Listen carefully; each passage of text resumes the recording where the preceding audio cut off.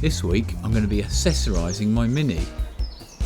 I saw some Union Jack wing mirrors that I really liked, so I bought some, but I didn't need to buy the whole mirrors. All I needed to buy were the caps that go over the wing mirrors, and they've arrived. Right, how do I fit them? It says to take it to your local dealer, but it can't be that difficult, surely. They just click off. You have to give them a bit of a tug.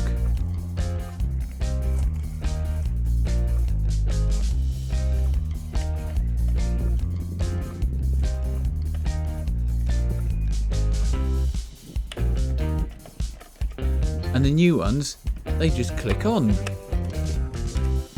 Now for the other side. Well, I think they look quite stylish, don't you?